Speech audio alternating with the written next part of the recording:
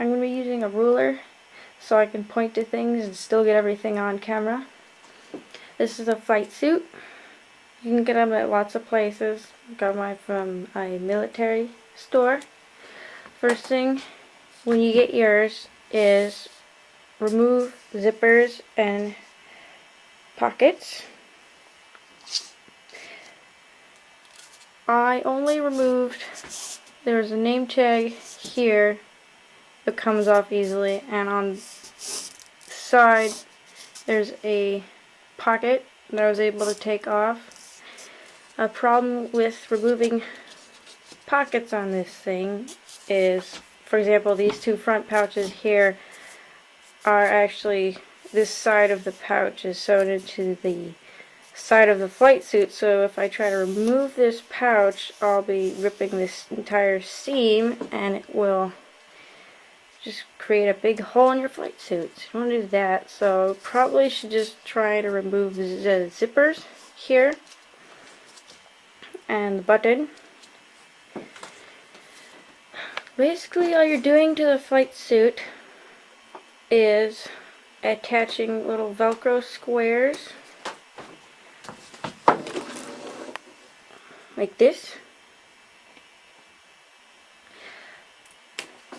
to make your armor stay on. There's a vest that goes around here and it has quilted shoulders, and some of them have a neck, and it velcros up the back. And originally you sew your Velcro onto the shoulders of the vest, but I don't have a vest, so I just sewed Velcro onto these shoulders. There's also Velcro on the bicep and my elbow, and then on my knees to hold everything in place. This is the cummerbund. It wraps around the waist and velcros in the back. The crotch piece has a piece of elastic with Velcro that sticks also in the back. The pouches,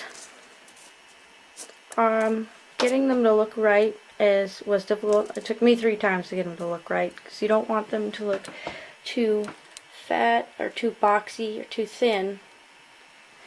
But this is about a good size. Once you've done that, you can use, I use this green foam stuff to fill them so they stick out. You don't have to stuff them, but I think it looks better. The requirements for your cummerbund is there has to be 5-7 vertical lines going down this way. Mine does have them, but I didn't put stuffing in here, so it doesn't stick out very well. And a upside down chevron piece on the cod piece. The pouches, requirements for the pouches, the flap has to come all the way to the bottom, and they have to be going this way and not the opposite way, because some people have put them on backwards.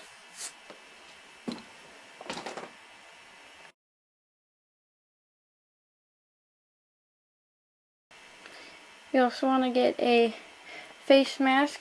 I got mine at a motorcycle store. You can get these a lot of places. They're just something you want to buy, not a big deal. The gloves, you can get gloves that look similar and add on the necessary requirement pieces. You can make your own gloves.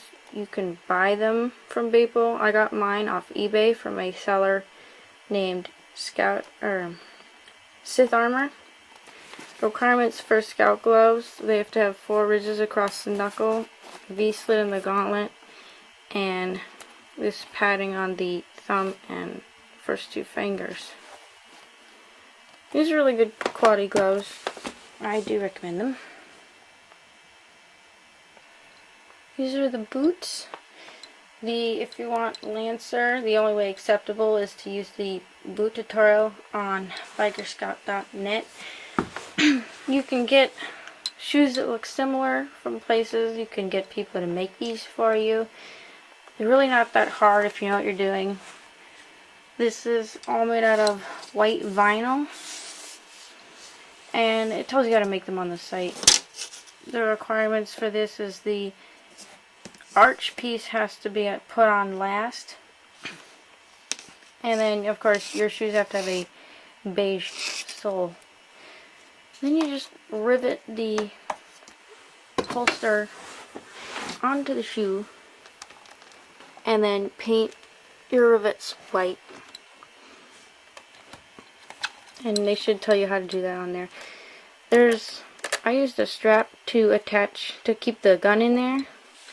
Some people use magnets and Velcro. It sits in here like this. I find the strap works fine. It'll just go like that. And then it won't fall out. This is the blaster that I got. There's a lot of people that make these. I got mine from Crop Circle. It's just a solid chunk of rosin, and that's pretty good. So, you know, if you drop it, it won't get damaged very much. Some people, when they'll pop this piece out here and exchange it for a magnet to keep it to hold into the holster. But this is basically a close-up of what my blaster from Crop Circle looks like.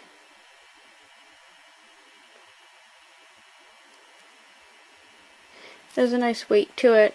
I'm pretty happy with it. It's good quality.